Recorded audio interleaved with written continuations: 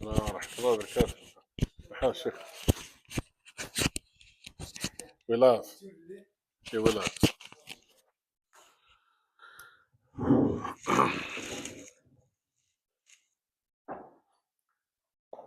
بسم الله الرحمن الرحيم.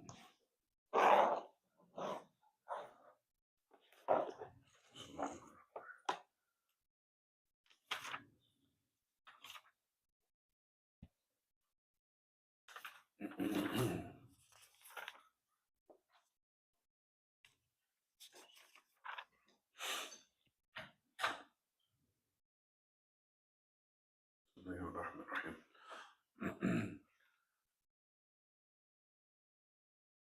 إن الحمد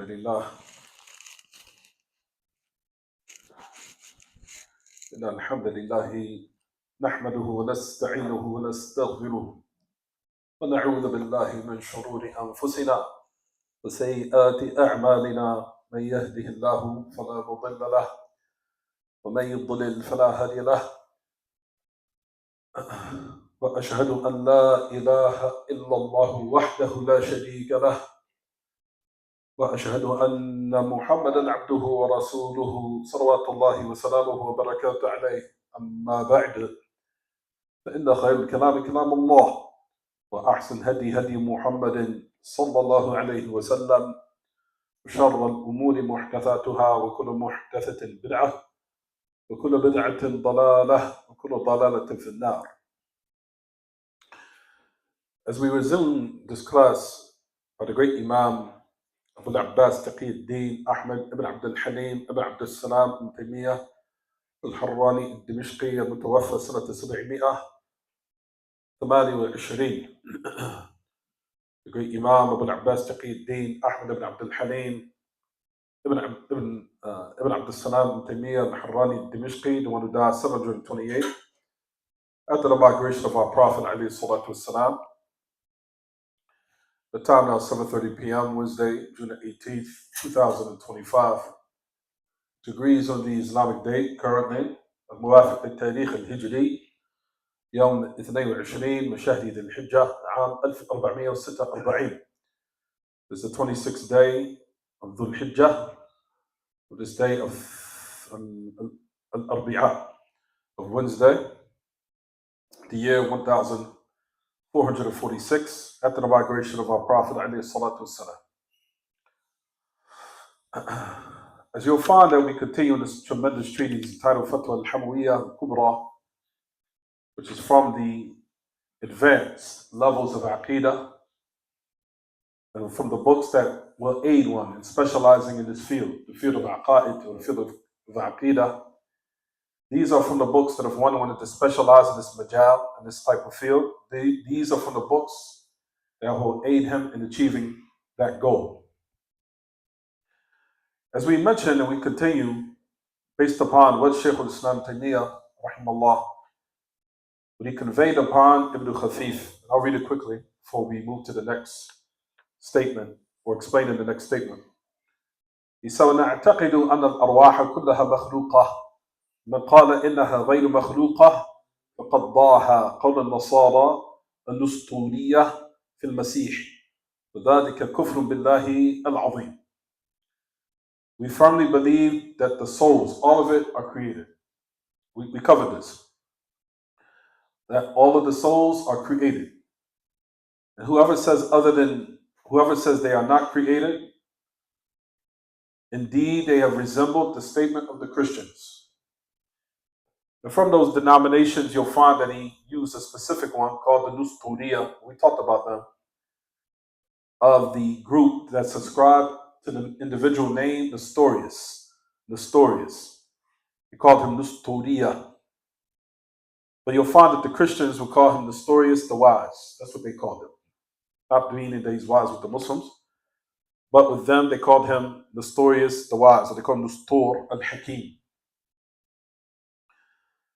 So whoever says that they're not created, and you'll find, like we mentioned, that the Christians believe that the soul is something that was part of Allah that broke off, or Allah subhanahu wa ta'ala himself in different entities, breaking off within the creation, or what have you, which all of that is nonsense and all of that is incorrect, as we mentioned. And whoever says that, and indeed they have resembled the statement of the Christians. The Christians, such as the denomination called Nestorian, like we said, the people who follow Nestorius in regards to Jesus, the son of Mary, alayhi salatu wasalam. And that is disbelief in Allah, the Almighty. So let's keep going. So Shaykh al-Islam continues to convey the statement upon Ibn Khafif, rahimahullah. So let's keep reading. ومن قال إن شيئا من صفات الله تعالى حال في العبد وقال في التبعيض على الله فقد كفر والقرآن كلام الله ليس بمخلوق ولا حال في مخلوق وأنه كيفما تلي وقرئ وحفظ فهو صفة الله عز وجل وليس الدرس من المدروس ولا التلاوة من المتلو لأنه جل وعز بجميع صفاته لأنه جل وعز بجميع أسمائه وصفاته غير مخلوق ومن قال بغير ذلك فهو كافر ونعتقد أن القراءة الملحنة بدعة وضلالة. This is what we mentioned last class. We'll keep reading. Your father Ibn Khafif, rahimahullah, like we said, all of this is what Shaykh al-Islam conveyed from him. He said, indeed, there is not anything whatsoever of the characteristics of Allah that is combined within the creation or has become within the creation. Nor وقال بالتبعيد, or what they say that Allah subhanahu wa ta'ala is broken up into parts. And you'll find that that statement, as we mentioned, is based upon what the Christians believe and the people of Tasawwuf. And you'll find that the people of rhetoric, meaning the people of mantiq and falsafa, philosophy and logic, use this word. And we talked about that these type of words in regards to Allah subhanahu wa ta'ala are not to be used because it causes confusion and doubts in regards to the affirmation of Allah's names and attributes. That these type of words in regards to Allah subhanahu wa ta'ala are not to be used at all.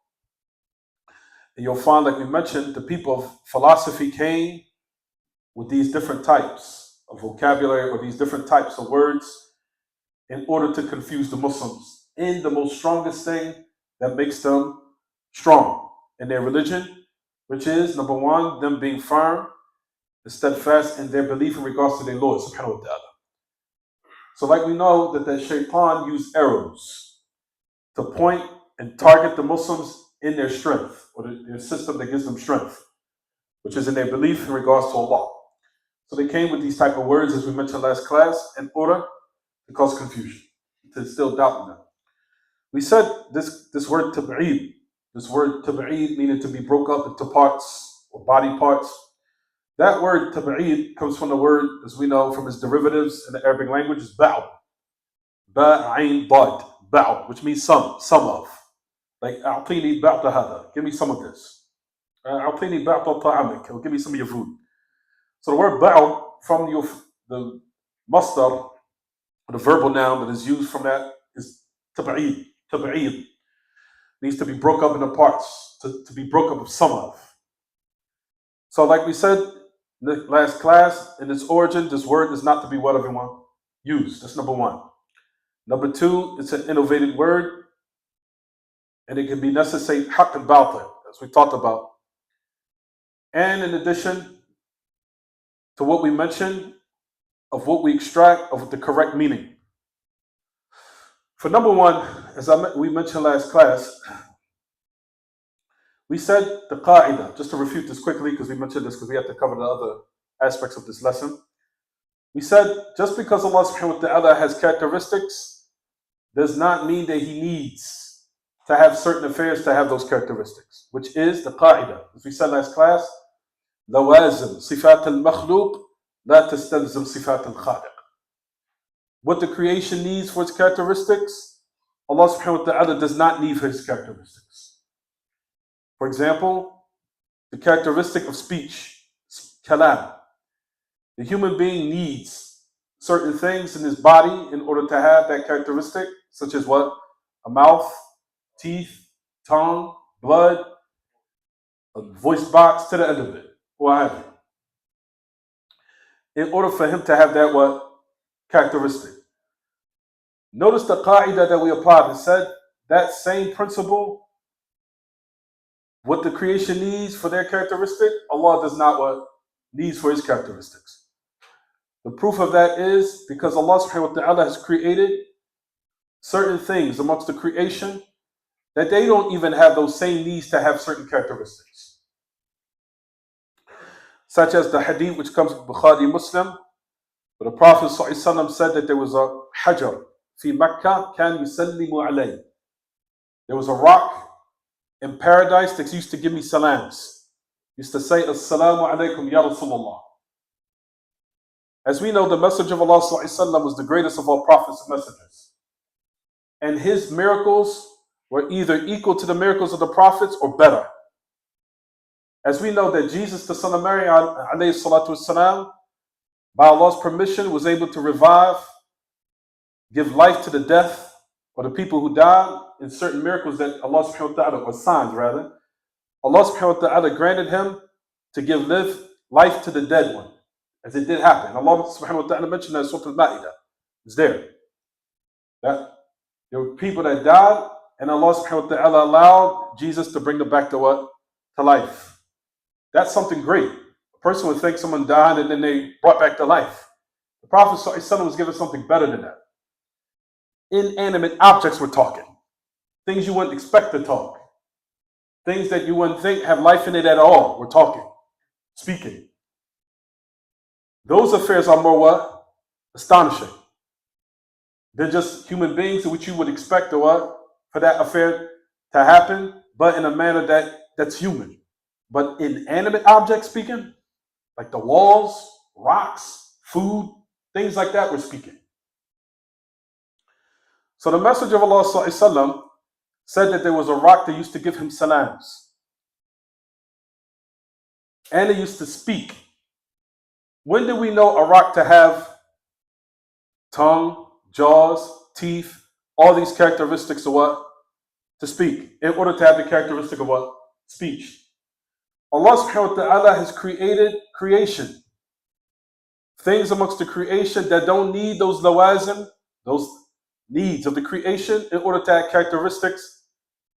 If that is what affairs or amongst the creation that Allah has created that don't have those needs, how about the Creator himself? That's the affairs of we know. We know from the qa'idah is that the greatness of creation indicates the greatness of the Creator. The greatness of the creation reflects on how great the Creator is. That the creation of Allah has, subhanahu wa ta'ala, has created certain amongst the creation, certain of creation, from amongst the creation, that has those type of what? Characteristics. And they don't even have those same needs. How much more for the Creator? So that's the reason why the qa'idah is said, لوازم صفات المخلوق لا تستلزم صفات الخالق. What the creation needs for their characteristics, such as blood, teeth, jaw, bones, blood flowing through their bodies, the Creator does not need those what? Those needs for what? For his characteristics.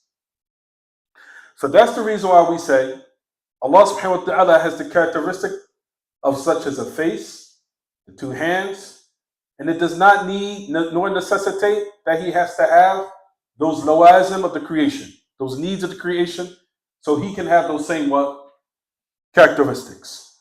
Whether that applies for speech, for his face subhanahu wa ta'ala, for the foot of Allah subhanahu wa ta'ala, and the rest of his characteristics that befit him that do not resemble the characteristics of the creation. That was the affair that we wanted to explain in regards to this word tab'id.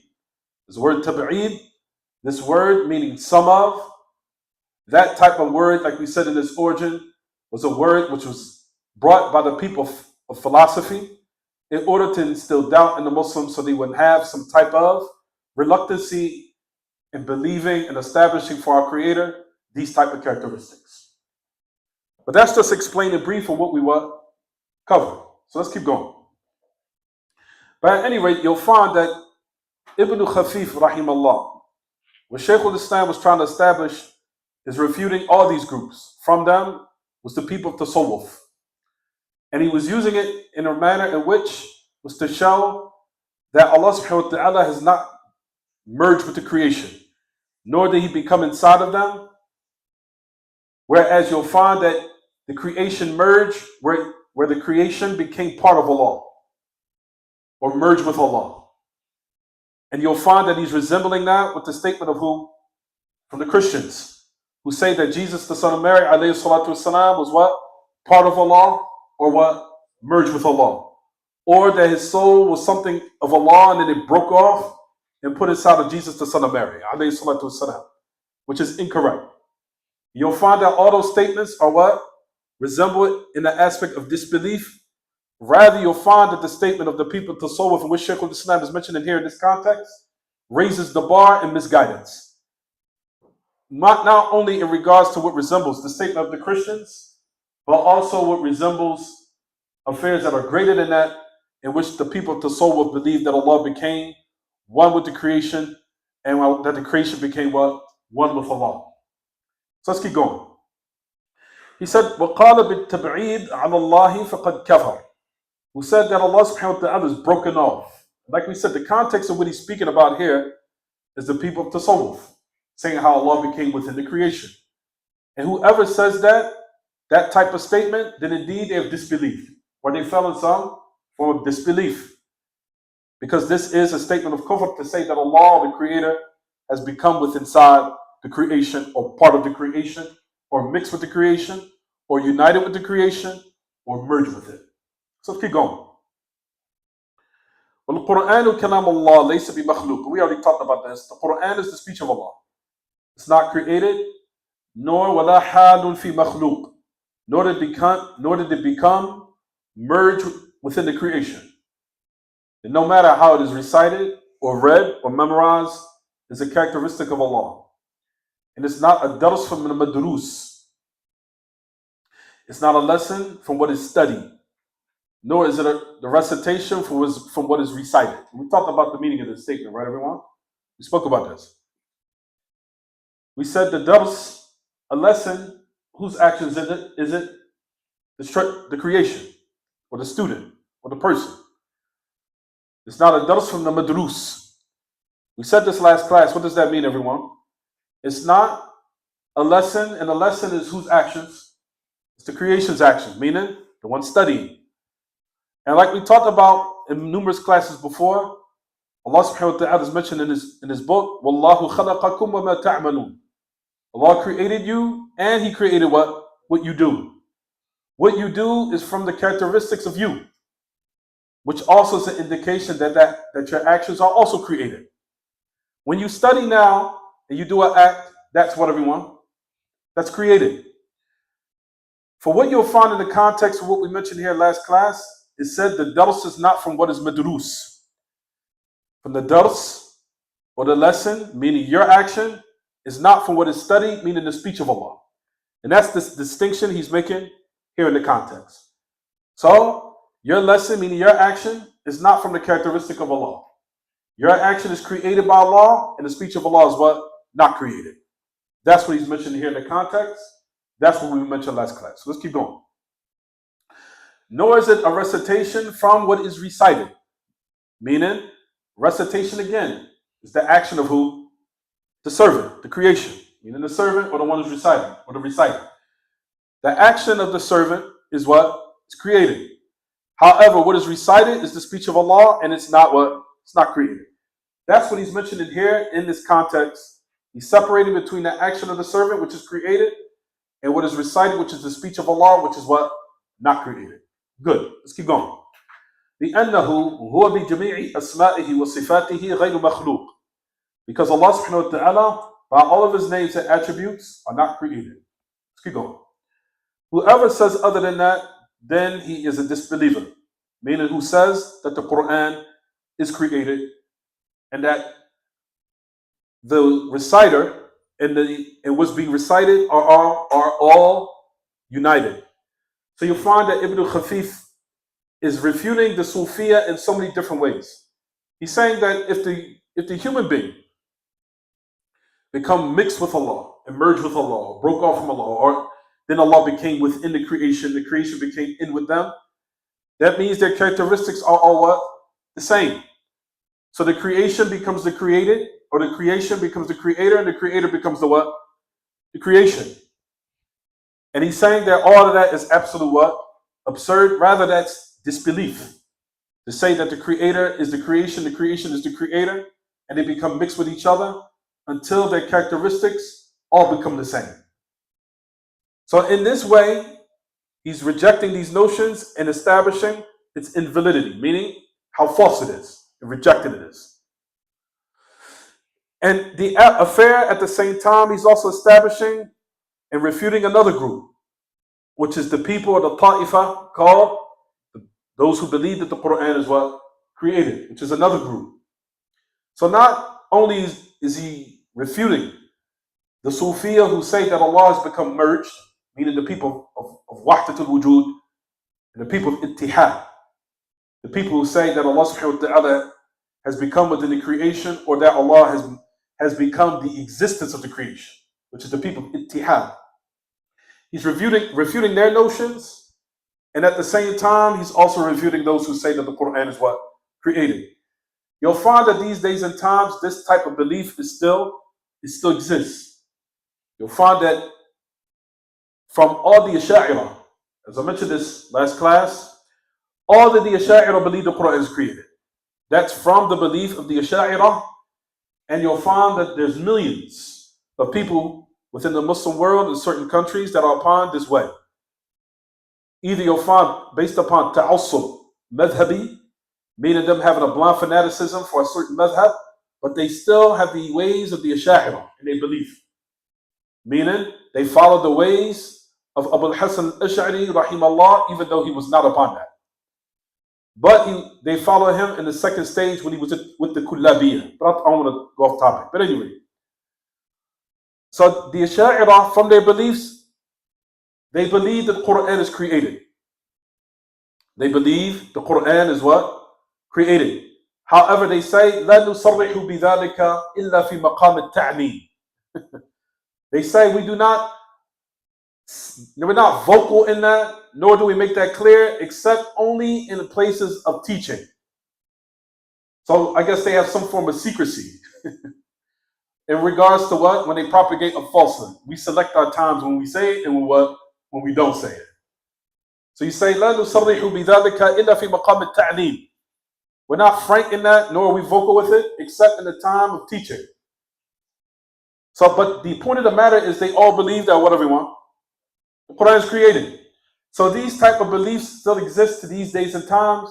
And do not listen to those who say, oh, you waste your time with that old nonsense. That's only from during the time of Imam Ahmed.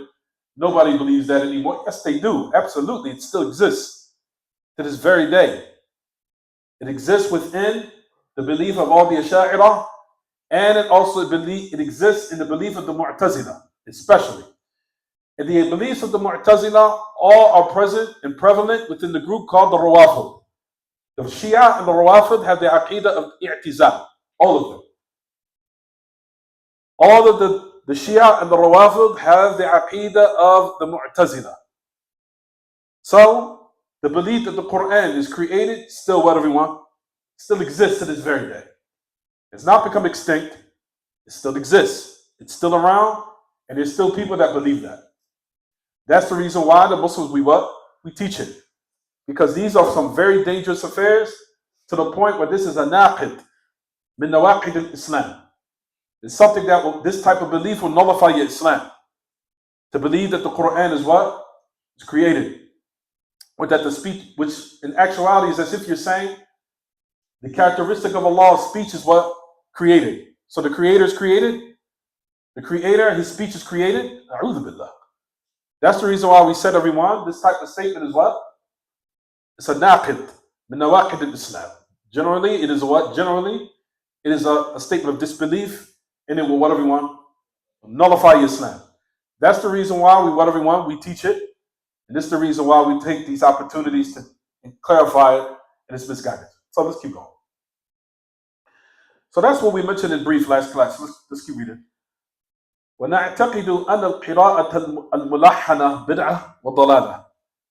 He said, we believe that the excessive, decorated musical methods of the Quran or recitation is misguidance. It is a bid'ah, it is an innovative practice, and it's a misguidance. We talked about this last class. We talked about al-qira'at al-mulahana, meaning the al-mulahana is like a tamteet, al-mutatta'ah, al-mutattah, al-tamteet. Meaning, we know that the Quran, the Prophet ﷺ commanded that the one reciting it should beautify it. He commanded that. As we know, the message of Allah ﷺ that comes in the Sahih, من لم يتغنى بالقرآن فليس منا وليس منا من لم يتغنى بالقرآن. He's not from us for the one who does not beautify the Quran. But taghanni here means tazyin. This means to decorate it, meaning make it what? The recitation nice.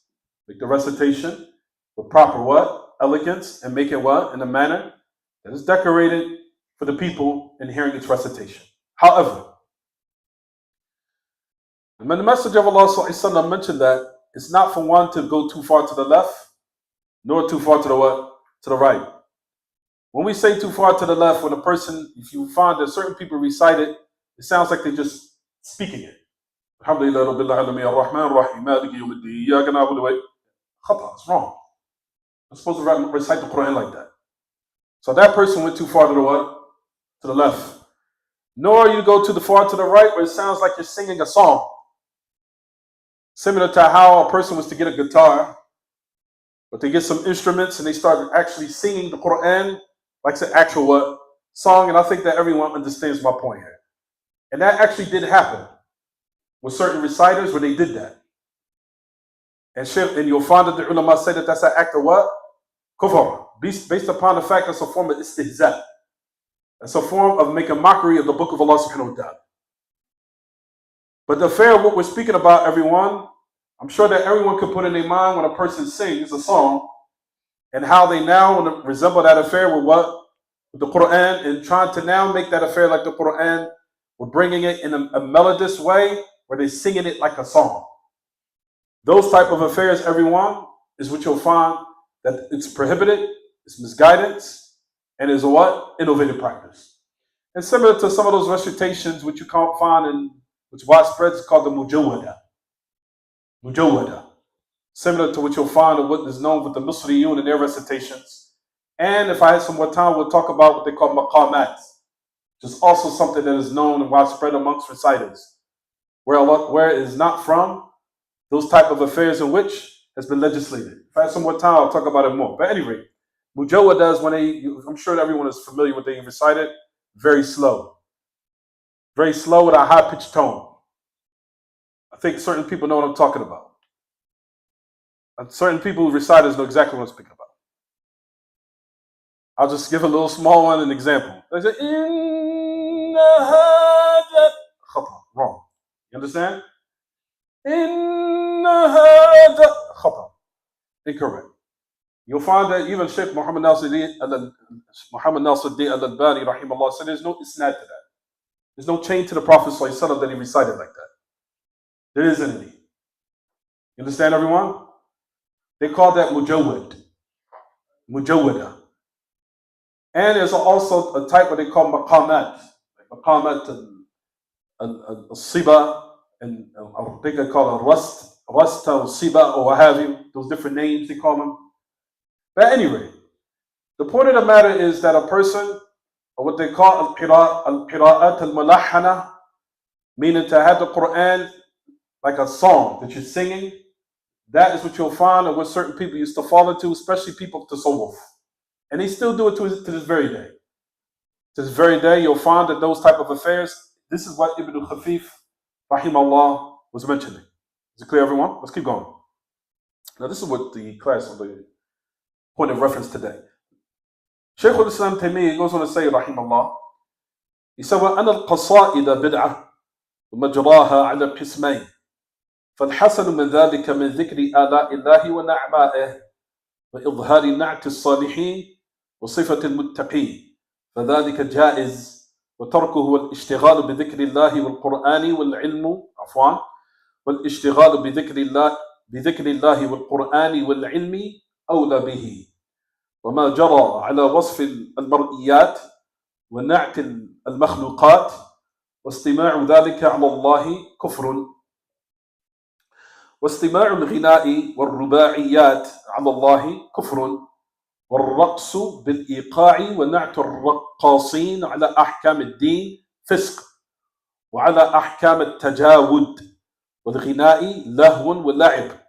وحرام على كل من سمع القصائد والرباعيات الملحنة الجاري بين أهل الأطباع على أحكام الذكر، إلا لمن تقدم له العلم بأحكام التوحيد ومعرفة أسمائه وصفاته وما يضاف إلى الله تعالى من ذلك مما لا يليق به سبحانه وتعالى مما هو منزه عنه، فيكون استماعه كما قال الله تعالى الذين يستمعون القول فيتبعون أحسنه. So Abu Abdullah ibn Khafif, rahimahullah, the Shaykh al-Islam continues to convey upon him. You'll find that he says, وَأَنَّ الْقَصَائِدَ بِدْعَةٌ. You'll find that the great Imam Muhammad al-Maljani, and we'll talk about this, al-Rubaiyah, al-Rubaiyat.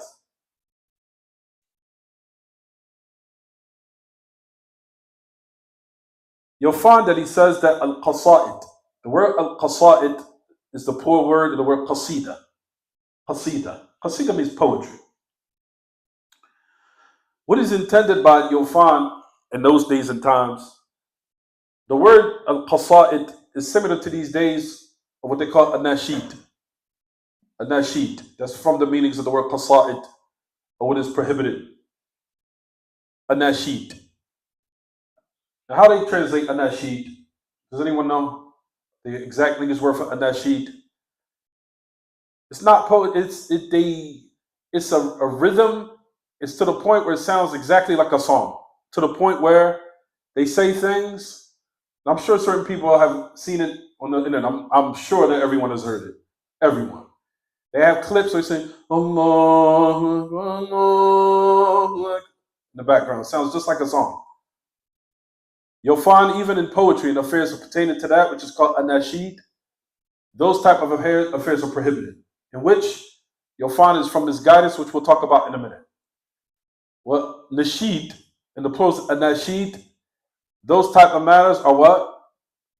Are innovated practices in which you'll find that the people misguidance had brought. In order to take the Muslims away from what is more befitting for them to memorize and recite, in which Allah subhanahu wa ta'ala did send down for them to enjoy themselves in a manner that does have some form of what? Melody to it, meaning it being decorated, which is the Quran.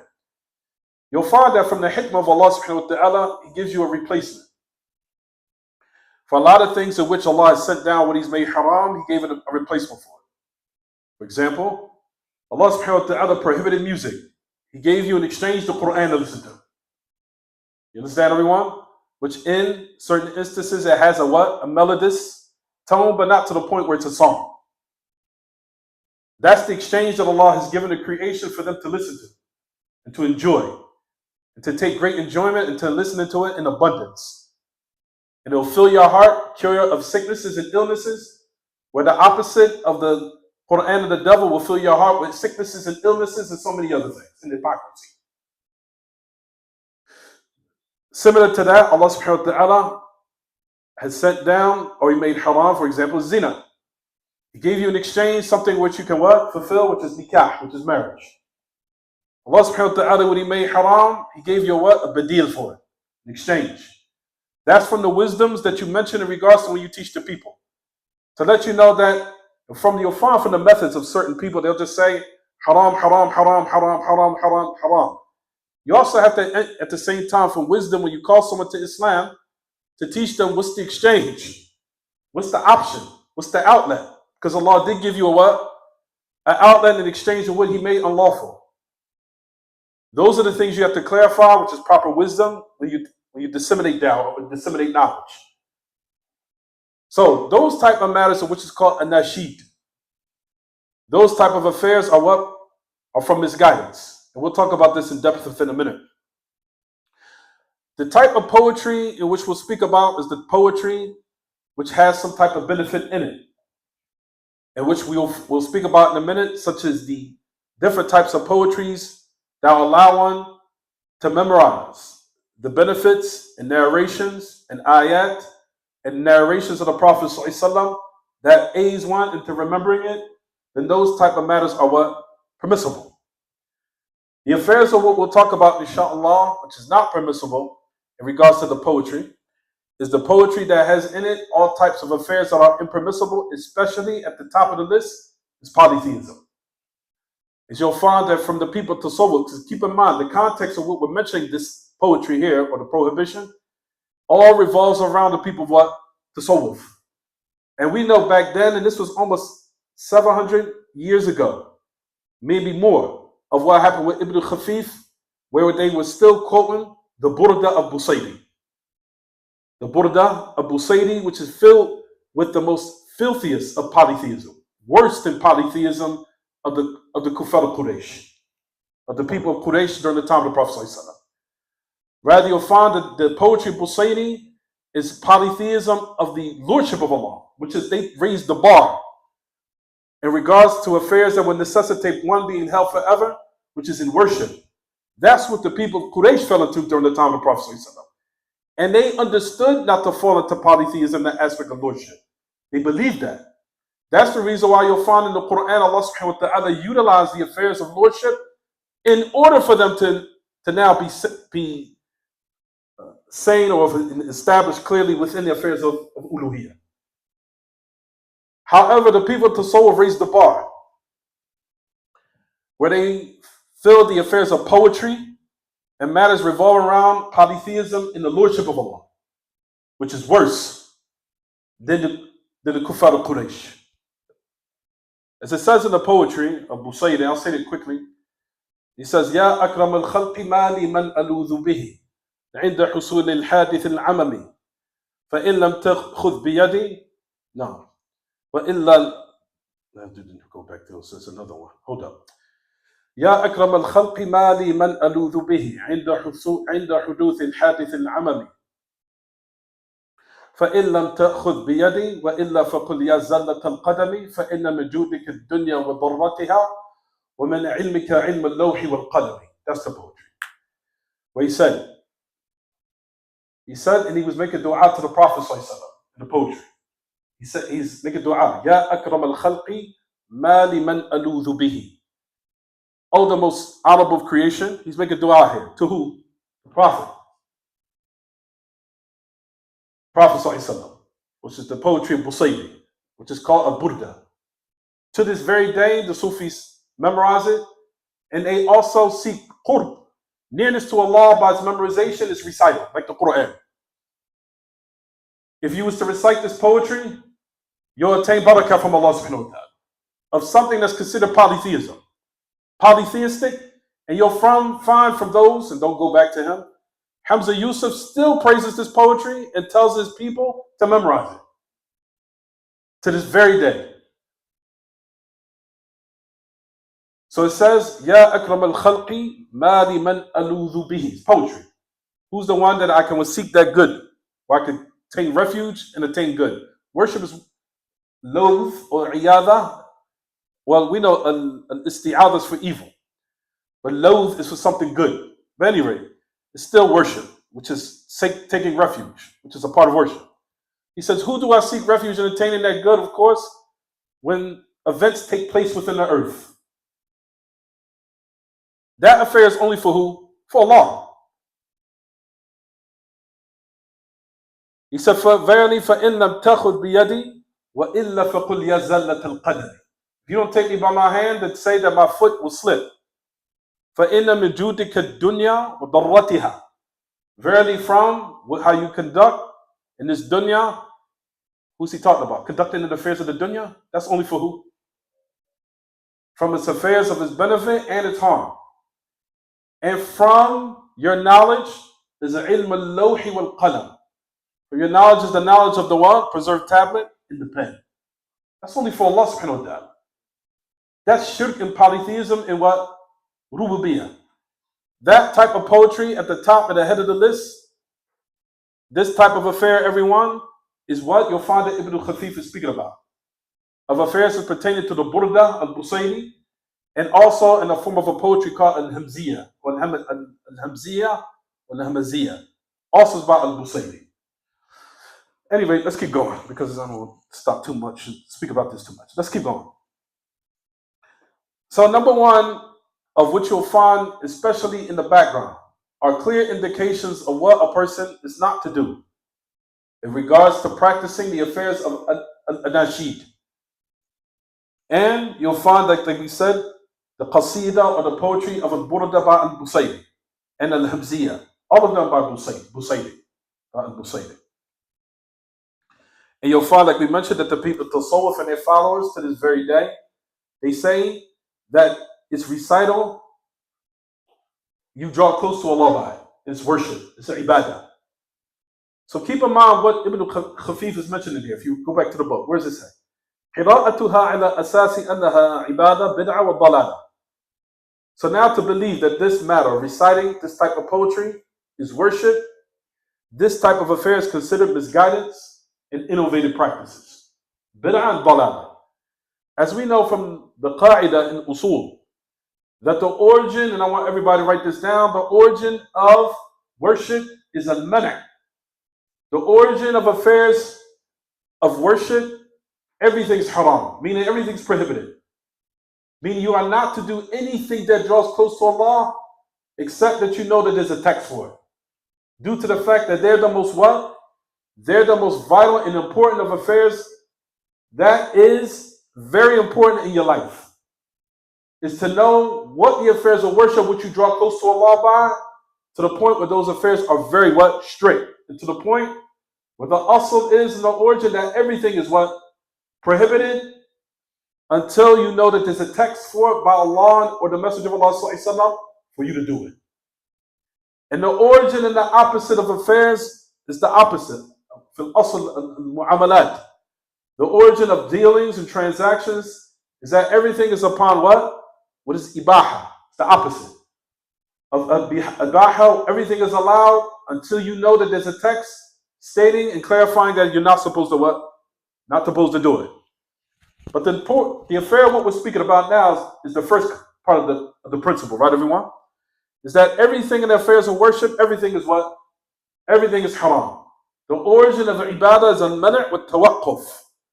Everything is impermissible, and one is to stop and not do it until you know that Allah legislated it, and also what? The Messenger of Allah legislated it. So he goes on to say, rahimahullah. He says that the recital, a person now says this type of poetry. Ibn Khafif goes on to say, قسمها ابن خفيف بقوله ومجراها على قسمين فالحسن من ذلك من ذكر آلاء الله ونعمائه وإظهار نعت الصالحين وصفة المتقين. Listen to what he clearly says, and this is exactly what you'll find that the ulama do today. He said, it's a fair of what is applied or is what is distributed into two categories. It's distribution or breaks down into two categories. He said what is good from that poetry. So now he's telling you of what? Poetry that is beneficial. As we know, during the time of the Prophet ﷺ, the Prophet ﷺ had a Sahabi who was a poet. You know, Sahabi, his name was Abdullah ibn Rawaha, radiallahu anhu. They used to call him the poet of the Messenger of Allah ﷺ. There would be people who would write poetry against the Messenger of Allah, and Abdullah ibn Rawaha would throw the poetry back at them, in which you'll find that he used to combat the people of misguidance. So, there's poetry that's permissible, and there's poetry that's what? It's impermissible. The type of poetry he's mentioning here is in this context. Rahimahullah, what does he say? Al-Hasanu min dhalika min dhikri ala'illah wa na'ma'ih. What is good from that is mentioning the bounties of Allah and His blessings, and manifesting the good traits of those who are righteous and the characteristics of those who have piety. So he's saying that there are poetry from that is what? Lawful, and permissible, and beneficial for the people to what? Memorize. He said, إِذَا كَانَتْ الْقَصِيدَةِ, like we mentioned, You'll find that the great Imam Muhammad al-Mali says, rahimahullah, he said, إذا كانت القصيدة الغرض منها أنها تحث على تعداء نعماء الرب وآلائه وتصف نعت الصالحين جهدهم وتقواهم والتزامهم وتصفهم بالوصف الذي يحث القارئ على التأسي بهم في زهدهم وتقواهم والتزامهم وتمسكهم بالكتاب والسنة تصف هؤلاء أو فيها وصف الجنة والحث عليها. To the end of it. I think it's clear. Because how many have we memorized and we recited? All of us have memorized different types of poetry, whether they be in the aspects of fiqh, you'll find the ulama have mentioned, or whether in the aspect of aqidah, you'll find the ulama have beneficial books. I'm sure that everyone are familiar with those forms of poetry, and they all are very beneficial. So he says, if the intent behind it is in order to encourage mentioning the many blessings of Allah, His many blessings, the bestowment of His blessings and bounties, and the different types of poetry that gives characteristics of the righteous, and their diligence and their piety, and them clinging steadfast to what is correct, given descriptions in which it encourages the one reciting to stick and cling to them as far as in their aestheticism. Not ascetic, but aestheticism. I think ascetic means arts, if I'm not mistaken. Asceticism, or is it aesthetic? Aesthetic means arts, right? Aesthetic means like art, like a form of art, or what have you, or what have you. Ascetic, I think it is. It's the right word. Meaning them used to their abstination from being too much occupied in the dunya, or being so-called an opulent life, or what have you. So then that abstinence is called zuhud. Zuhud. But anyway, there's so-called a description of poetry that describes their type of zuhud, or describes their piety, or their conformity with the religion, and them holding steadfast and clinging to it. Given the description of these type of righteous people, or you'll find poetry that has in it descriptions of paradise and encouraging people to strive for it, to set out for it. And the many poetry that we have come across within our books from the great ulama of the past and present, all those poetry and the benefits in it, that's what we're speaking about, or what is what? Permissible. Those type of affairs is permissible, and that's what we're speaking about. Such as the poetry that comes in the book of Al-Allama Ibn al-Qayyim rahimahullah, in his book called Nuniyah, which all of it is a whole book in Aqidah, and it is in the form of a what? Poetry. It's in a poetry form. It's a whole poetry form called Nuniyah, where it ends in noon. It ends in noon, and it brings all the abwab of aqaid, brings all the chapters of aqidah, meaning of belief in which the Muslim believes in. And you'll find Ibn al-Qayyim also made poetry called Had al-Arwah, Bilad al-Afrah, in a book called The Journey of the Souls to the Land of Rejoicement. The Journey of the Souls to the Land of Rejoicement, meaning the journey of what the human beings are in this world. Because in this world, technically, in this world that we're living in right now, we're in a journey.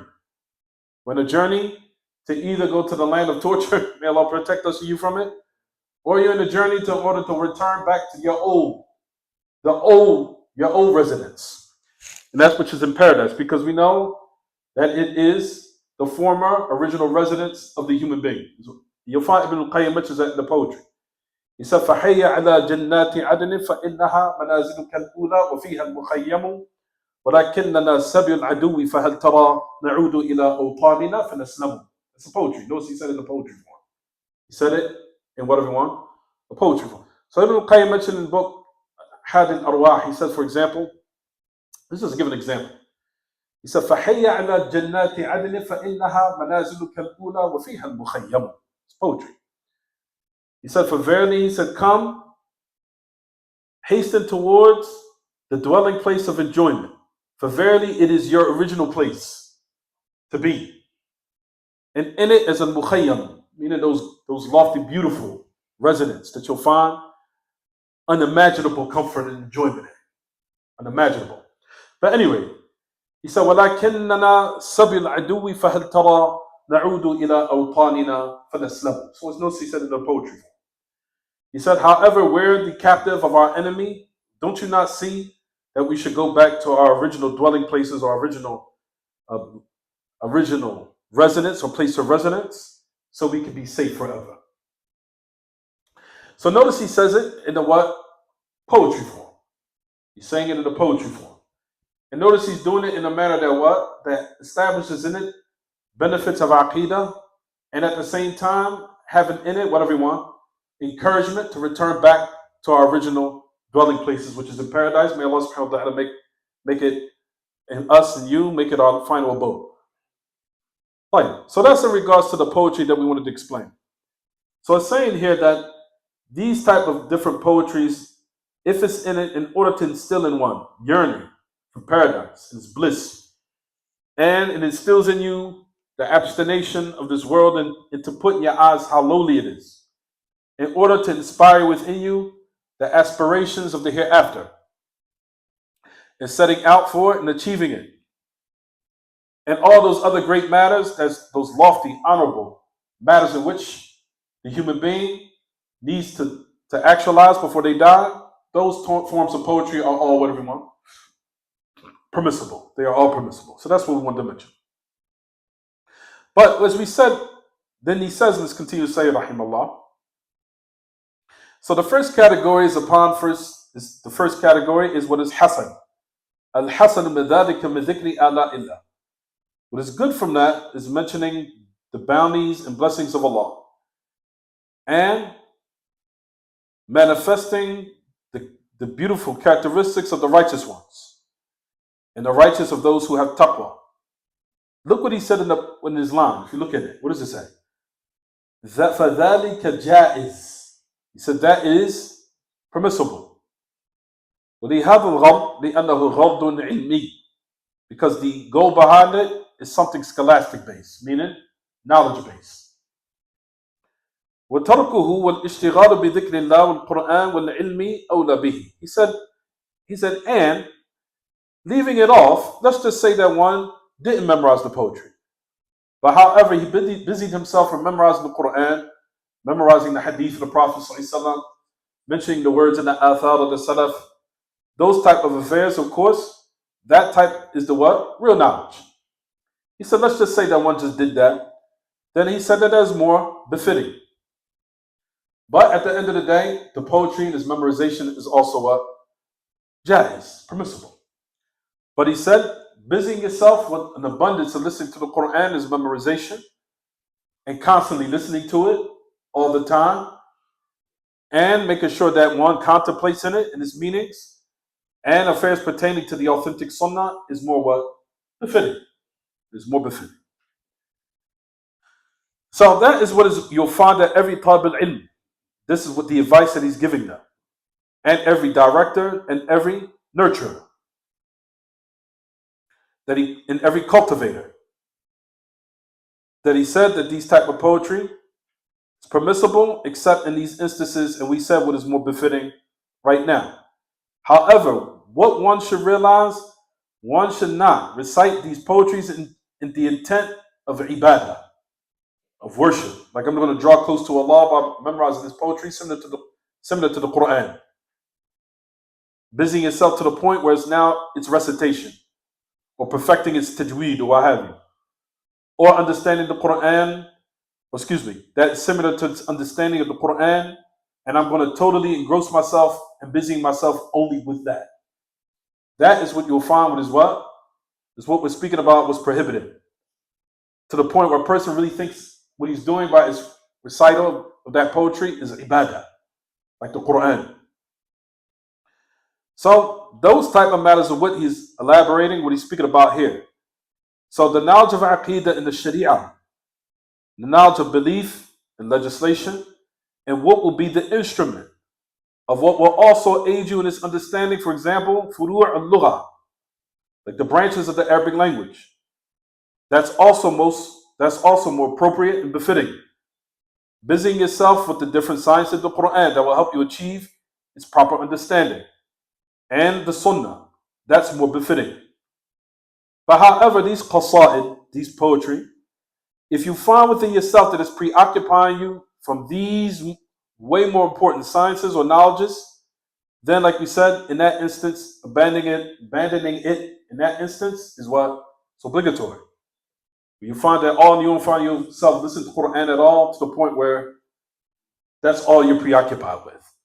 In that instance, one went in the excessive bounds in that affair. So, number one, then you'll find that he says, what is busying yourself with ilm? What is busying yourself with the knowledge, of course, is of two types. You have the ilm daruri. You have the ilm that is binding upon everyone to what? To learn. And then you have the second, which is the knowledge of busying yourself of what is from the furud al-kifayat, or what suffices, meaning certain people from amongst the community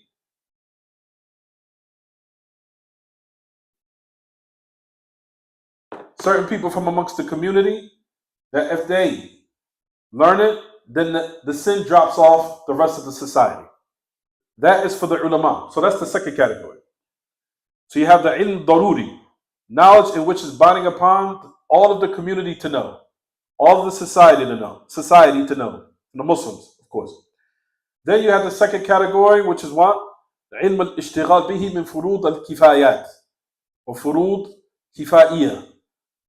That the second category is those from amongst the community that are on a scholarly caliber, where they busy themselves from the affairs in which that they go to the extent where they memorize it in full detail, which is from furud al-kifayah, from the mandatory affairs that are only for a group of people only, or adequate amount of people. If that goes met, then the sin drops off to what everyone, the rest of the community. So you see how organized our religion is. That it takes into consideration that there's not everybody that's going to be a scholar in the religion. There's certain people that will be busy with this, and there's certain people that will be busy with other affairs. But there has to be people within the society that reach this level in order for the religion to be maintained properly. In order and also to also be protectors of the misguidances that people will try to push, or the wave of ambiguities and doubtful matters that occur, and those scholars are able to combat it with knowledge and with proper knowledge, not with ignorance, but with a scholastic base type of protection and fortification for the Muslims to be protected. So those waves of the devil and all of his calls are to be warded off. But how is warded off? By who? By the people of a scholarly caliber and people who have the proper tools and qualifications to do it. So those are the two categories of the ilm in which we're speaking about. The ilm that is daruri, was binding upon every Muslim to learn. And then you have the second, as we just said. And we say the second, meaning people who learn aqidah and they perfect it and they reach high levels of the affairs, is called al-matalib al-ilahiyah and al-nubuwat wa shu'un al-ma'ad. Meaning people who qualify to study three affairs. Number one is called al-matalib al-ilahiyah, the affairs that pertain to Allah Himself. And that's similar to what we're studying now. That's one example. Al-matalib al-ilahiyah, the affairs connected with Allah Himself, of what we're studying now, and that's the example of it. The second is called al-nubuwat, the affairs is connected with the prophethood. It's connected with the affairs of prophethood. And the affairs is connected with shu'un al-ma'ad, the affairs of the hereafter. Those are the very delicate matters in which we'll talk about, inshallah. The affairs that's connected with Allah are affairs connected, for example, with worship, ibadah.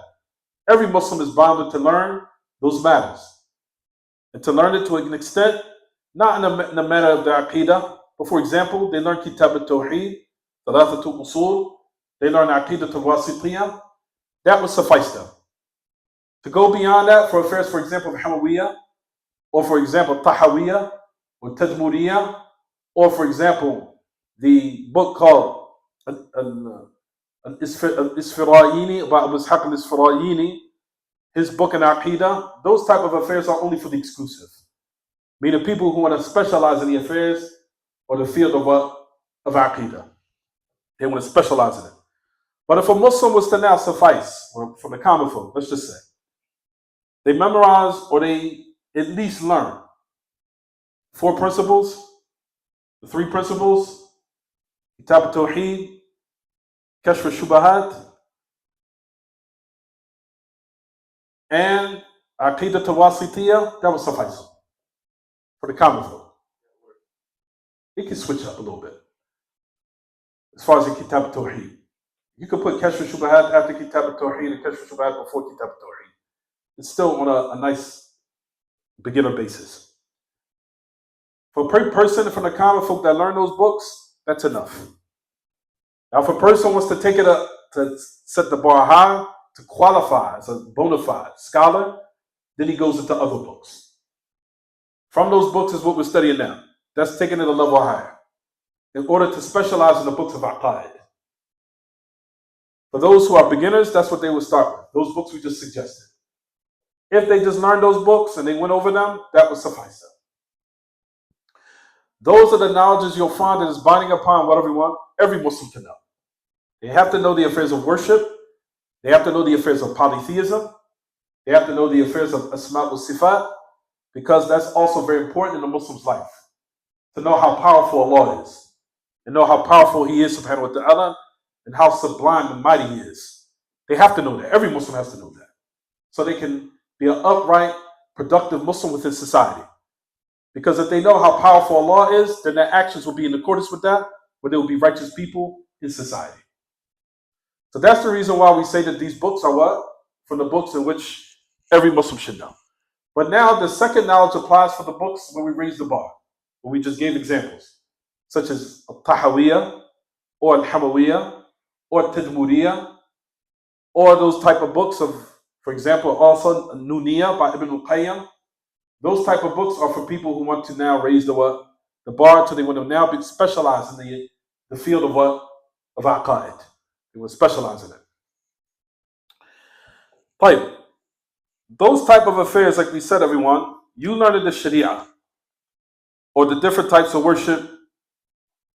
And for example, if a person becomes a businessman, they have to take time to learn the affairs of bay' wa shira. They have to go to the chapters in the books of fiqh and knowing how to be productive in the aspect or affairs of business, in order to avoid certain affairs and falling into affairs that are what?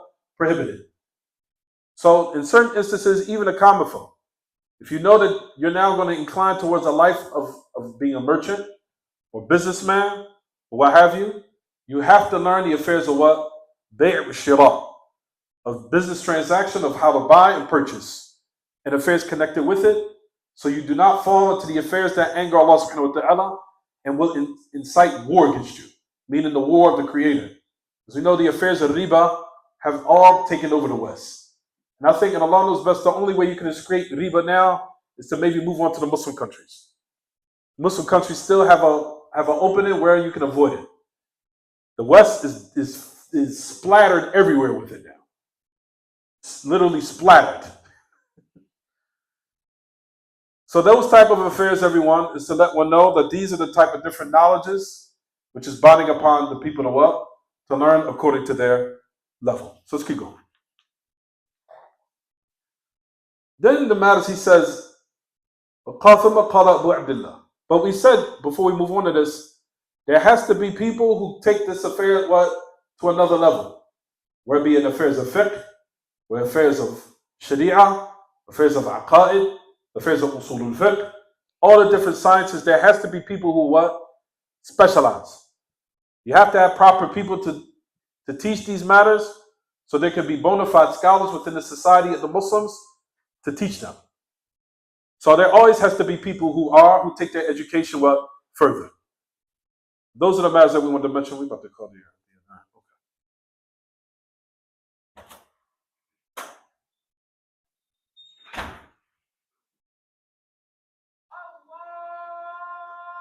Okay. You just vanished. Really? Oh.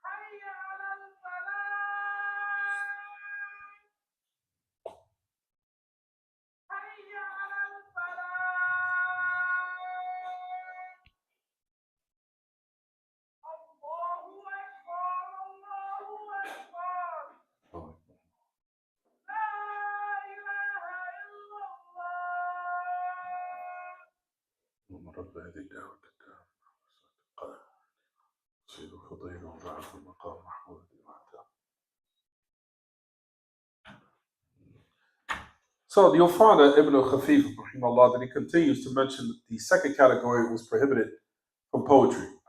He said, وَمَا جَرَى عَلَى وَصْفِ الْمَرْئِيَّاتِ وَنَعْتِ الْمَخْلُوقَاتِ وَاسْتِمَاعُ ذَلِكَ عَلَى اللَّهِ كُفْرٌ. He said, and also it comes in a manner that gives descriptions of things that are seen and descriptions of creation. And we'll explain this in a minute. He says, and to listen to that upon Allah is disbelief. We'll talk about that in a second. We'll explain it. What he's saying here is that the poetry, you'll find that people who are basically perverts, people who go to that excessive, and descriptions of things seen that don't have any benefit in it. And some of them are actually perverted. Yes, they are. You'll find there were poetry of them describing the shape of women and their voices. Perverts, weirdo stuff of them. People that are perverted. And just affairs that have no benefit in it. Just to make a poetry form about it. وصف المخلوقات وخصوصا إذا ذلك كان ذلك في وصف النساء والخمور على عادة شعراء العرب القديمة. So especially the description of women and bragging about their sins, similar to how rappers do these days, how they brag about killing people, and I think that's one of the best ways we could give examples of this. Similar how you'll find that what's considered modern day rap, of them boasting and bragging about the displeasing acts of Allah they commit, the affairs that are satanic, how they commit it and bragging about it, what they do to take advantage of women, to take advantage of people, and stealing from people, and how I'll do such and such to you, to the end of it. Those are the affairs of poetry, what he's speaking about here. Things that are seen, bragging about drugs, bragging about my state of how I feel when I'm in a state of when I'm high, or I'm intoxicated, bragging about it, making poetry about it. That's the type of poetry he's speaking about here. That's the type of poetry he's speaking about. He said, أو وصف مناظ الطبيعة كما يقولون وما كان هذا من هذا القبيل الاستماع إلى ذلك على الله كفر.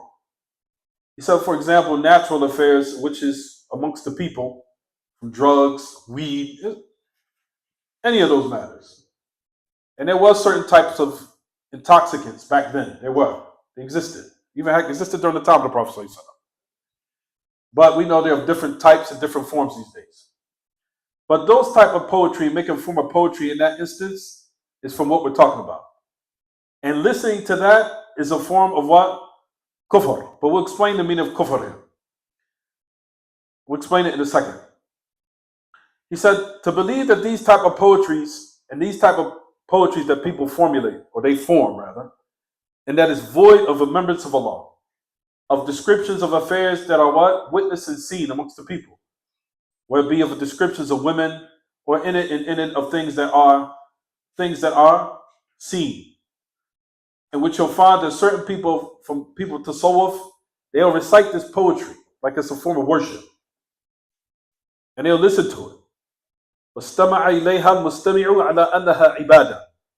So he's saying again that if a person now take these poetry of forms of worship, it is a type of what? Kufr. But what type of kufr is he speaking about? You'll find that the great Imam Muhammad Aman broke this down. He said in its origin, when we mention kufr, we say kufr duna kufr. Kufr duna kufr. Belief of what is besides belief. Meaning belief of less belief, the less belief. let's break this down. You have kufr, everyone, write this down. You have disbelief of the belief, or kufr of the i'tiqad. Just to keep it simple. You have kufr of the belief of i'tiqad. And you have kufr of the what? Actions. You have kufr amali, similar to nifaq, similar to hypocrisy. You have kufr of the belief, and you have kufr of the actions. Back during the time of the Salaf, you'll find in a lot of their books they used to call acts of disobedience of Allah kufr. But what did they intend by though? Which category? I just gave it to you. The first or the what? Second. The first or the second? The person would say, is there dalil from Kitab and Sunnah? Absolutely. The Prophet ﷺ said, in the narration that we know, what did he say, alayhi salatu wasalam? He says, Sabbul Muslimi fusuq wa qitaluhu kufr. So the Prophet ﷺ said it. He said, insulting or cursing a Muslim is fisq. It's disobedience to Allah subhanahu wa ta'ala. And fighting him is kufr. So the Messenger of Allah made it clear in the hadith. He said fighting him is what? Kufr. Is it the kufr that will remove you from the fold of Islam in its origin? No. However, the Messenger of Allah is given a description of kufr of what? The actions. It's kufr of amali. It's kufr amali. Kufr of the actions. Which, if you want to call it, sin. If you want to call it, sin. So which type is Ibn Khafif intended here, everyone? Kufr of the what? No, the actions here. He said listening to it. Listening to this type of poetry. So a person hear this type of poetry, they disbelieve. For example, a person that listen to rap, which they shouldn't be, because they're bragging about how they do acts that anger Allah. Basically, that's what they're bragging about. I'm bragging about me doing things that angers Allah and I don't care. So, those type of affairs, everyone, as we mentioned, they listen to it as, you leave the fold of Islam? No. So he's talking about it's a type of what? Kufr, duna kufr. It's kufr besides kufr. Which is the what? The less type. Is it clear, everyone? Right, let's keep going. So the person now, for example, another example. Person listens to music. That's a type of what? Kufr amali. It's not kufr of the i'tiqad, unless they make it halal. But the kufr of what they're now doing is the kufr of what? Actions. So a person that listens to music, or listens to rap, or listens to this type of poetry, he's saying that a person now, but however, in this context of what he's talking about here, he's talking about people that take it as a form of worship. You understand? To draw close to Allah. In its origin, that action is bid'ah. It's bid'ah and dalala. Not kufr. We say is what? Bid'ah and what? Dalala. Is it clear? This is innovation and it's what? It's misguidance. It's innovation. It's misguidance. So what he's saying here is it's kufr duna kufr. Kufr of what? The actions. It's not kufr and bawahan. It's not kufr, of course, that will remove one from the fold of Islam. However, it's bid'ah and it's misguidance. So in that aspect of what we said, the utmost of what is in it is disobedience to Allah and ma'siyah. That's what he's intended by in this particular what? Context. So let's keep reading. We're almost finished. We're almost finished, about to wrap up. Then he says, وَاسْتِمَاعُ الْغِنَاءِ وَالرُّبَاعِيَّاتِ عَلَى اللَّهِ كُفْرٌ. Same thing. He said listening to the music, ghina. And we'll talk about in a minute the meaning of al-rubaiyat. We'll talk about the meaning of that in a second. As far as in the person that we wanted to now give the detail in regards, so let's just say the difference between the person that might hear it when he's walking down the street, that's not what we're speaking about. Person that walks in the store somewhere and they're playing music, that's not what we're speaking about. That person is not trying to listen to it. That's not their intent. It's just walking in the street, minding my business, somebody's blasting music. That's different. We're talking about your intent is to what? Put your ear to it and get some enjoyment out of it. That's what he's speaking about here. That's called mustami'. There's a difference between a sami' and a mustami'. The sami' is the one that just hears it. Mustami' is you seeking to listen to it. You understand, everyone? You're seeking it. Mustami'. That's why he used the word istima'ul ghina. The person that seeks to listen to what? Music. And these forms of poetry. And utilizing it as a form of worship. Because how many of the people tasawwuf, they do this? They do this to this very day. If you find there's videos of them in the masjid dancing to music, you'll find it. They're dancing in the masjid. Dancing in the masjid to music, to musiqa, in the ghina. Again, he says, trying to use this as a form of worship to draw close to Allah is what? What else say the details is? Kufr, but we said kufr here in the context, what does it mean? Kufr amali. Kufr amali, not kufr what? I'tiqadi. Unless they say it's halal, that's something different. But listening to musical tones and its origin on these type of poetry or what have you, and its origin is what, everyone? It's sin. It's kufr of the actions. Is it clear, everyone? Now, trying to draw close to Allah by this type of evil is what? Bid'ah. No, bid'ah. Bid'ah and dalala, we say. It's innovation and it's misguidance. Innovation and misguidance. The only time it's considered the type of kufr that removes you from the fold of Islam, illa idha istahallaha. Unless he makes it what? Halal. Make it halal, something different. But in its origin, listening to music is actions. We said it again, it's considered what? Fisk, sin. It's kufr amali. Kufr of the actions, or if you want to call it ma'siyah, or if you want to call it what? Ma'siyah and fisk. It's called disobedience and sin. Trying to draw close to Allah by it and worship is what? What is it, everyone? Bid'ah and dalala. Is it clear? Write that down. Bid'ah and dalala. That's what we're talking about here. If you go back to some of the videos of the people to Tasawwuf, they do this. Like we said, there's certain videos where they actually are they're actually clapping and dancing and having the people jump and doing all types of what? Musical dancing in different types. Now this last part, and I'm going to close it off right here. Listen to what he says. This is exactly what I'm talking about. وَالرَّقْصُ بِالْإِيقَاعِ وَنَعْتَ الرَّقَّاصِينَ عَلَى أَحْكَامِ الدِّينِ فِسْقٍ. Fisq. He said dancing.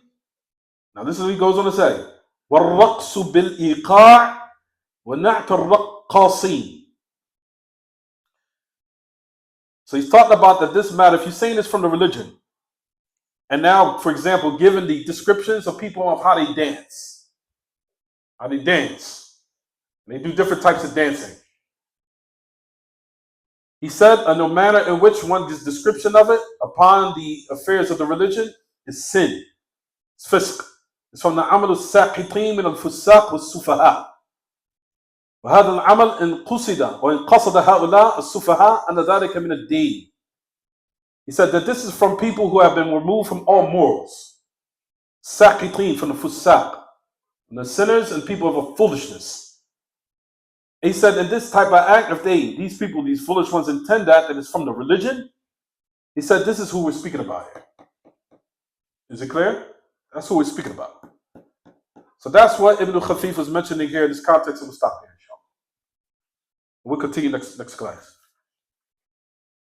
So this is, like we said, this book Hamawiyyah is a little advanced, but like we said, this is only for certain groups, from the people who want to excel in Aqidah. That's the reason why I make it clear. This is the hard book that I make only for certain people. The rest of the books, alhamdulillah, I think is easy for people to understand. All right, we'll stop here. Any questions about the lesson, anyone? You mentioned the books of Aqidah in order. Your opinion, when start studying Aqidah? I would say a person should start Aqidah al-Wasitiyah after Kitab al-Tawheed. You finish the Kitab al-Tawheed because Shaykh Muhammad Abdul-Wahhab, rahimahullah, at the end of the last chapters, he starts touching on the Asma wa Sifat. It's almost like he's giving you an introduction towards the end of the book. So he's giving you a precursor. So he gives you that, and then you move on to Al-Aqidah al-Wasitiyah. And that will give you a more broader meaning and a more broader understanding of Al-Asma wa Sifat. From the common folk, from the Awwam, if they do that, that will suffice them. That's enough. They don't have to go beyond Al-Aqidah al-Wasitiyah. That's for the common folk. Now, like we said, if they want to reach a scholarly caliber, go a little higher, which is this book, Hamawiyyah, Fatwaa Al-Hamawiyyah. Anything else? Anything else about the lesson? Hold on. This only applies to knowledge. What about affairs of the people? Like certain people that just handle the people affairs, and everybody doesn't have to know about it. Like imagine the message. And some people feel like, oh, well, they didn't ask us. Can that apply to that too? Say it one more time for me now, please. The affairs of the message say people only have a certain amount of knowledge. Some people stop here and some people keep going. But the people who keep going, can that same like principle apply to like affairs of the message, where it's not for everybody to know. Like, can you give me an example? You mean like cleaning the message or maintaining the message? Or administrative affairs? Yeah, like administrative affairs. Absolutely. Especially these days and times. Administrations need to educate themselves in the religion. They have to. A lot of administrators, and I'm saying this all over the dunya, but it's sad to say that certain administrators, they think they don't have to come to class. Most people need to come to class. Because you'll find that they involve themselves in affairs that are totally in opposition. They conduct like a clear common folk. I'm talking about not common folk that's practicing. A common folk that needs to rectify their manners, their behaviors, how they speak, and everything. Because they're far away from the masjid and the classes. I don't know what shaitan might come in the affairs of certain minds, of certain administrations. They think I don't have to come to class anymore. It's like, who told you that? Like, I'm an administrative member. I ain't got to worry about class. What? Who told you that? Shaitan whispered that in your ear? Administrations need to come to listen and benefit, so it can keep themselves maintained. All of them. Especially in knowing how to properly administrate and conduct the affairs of the masjid. They have to. They have to learn. Other than that, how are they going to conduct properly? In the affairs and administrative affairs of the masjid, to know, you have to have knowledge in order to conduct in those affairs properly. The thing I want to teach in everyone, especially me, even myself, I don't know what it is to think that even myself, if you notice that when brothers come and benefit, I sit in their classes. I don't think I'm better than them. Well, I studied 10 years overseas. I ain't got to listen to them. I don't think like that. Somebody comes, a teacher that we brought from overseas or brought from another city or state, I sit in their class and I benefit. What's the problem? I'm no better than anyone else here. Alhamdulillah, I've seen Shaykh Abu Muhammad Maghribi do, I've seen Musa Richards, I've seen so many people from the students do it. They come in and I'll sit right behind the benefit like I'm just a student, just like everybody else does. All of us have to learn and take some time out to learn and have some humbleness. Nobody's better than anyone. Even though Allah did put us in certain positions, absolutely. Not saying now, look down upon people who study. I'm not saying that. Because the common folk have to also have respect for people that went and say, oh, he's no better than me. Actually, Allah says he is. You have to say that too. So not only we humble as us, meaning myself and administrations, but the people also have to know people's levels and respect it also. If a person that studied overseas 8, 10, 12 years of their life, or 15 years of their life, they're not like the person that didn't study. We have to put the people in their proper position. Put the people in who's what? Proper positions and know their levels. It's so bad now, even we disrespected the ulama now. It's that bad now. Oh, I ain't got to listen to him. Hey, are you losing your mind? It's here in Philly, it's here in America. I ain't got to listen to him. I don't care if he studied 10 years. Who cares? What you mean, who cares? That's what Allah commanded you to respect someone like that. We have to have some respect for people so affairs can be conducted properly within our communities. If there's no respect, it's just chaos. I ain't got to listen to him. Who's he? How's the community's going to learn that if nobody has no respect for one another? The children don't have no respect. The people don't have no respect. You don't even respect the ulama no more. It's absolute chaos.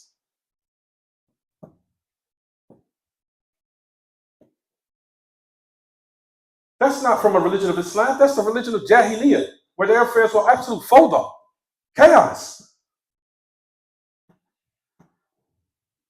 We have to have humbleness, sit in the classes, benefit, take from people who have less knowledge than you, or you might have more knowledge than them. It's no problem sitting in their classes and benefit. I have no problem with that. It's an absolute praiseworthy thing. There's nothing wrong with that at all. So keep that in mind. And the people have to also know there are people who we should be proud. There are people from our societies and communities that have sacrificed to go abroad, seek knowledge, and come back to their communities and societies and disseminate it. You should be aiding them and helping them. What do we do in our lands? We bring them down, disrespect them, talk bad about them, run them away, mistreat them to the end of it. Hey, who's winning here? You're aiding Allah, aiding the devil.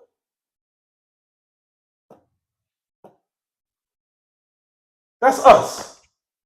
The little bit of people, the sunnah we have that are true, bona fide, qualified people, destroy them.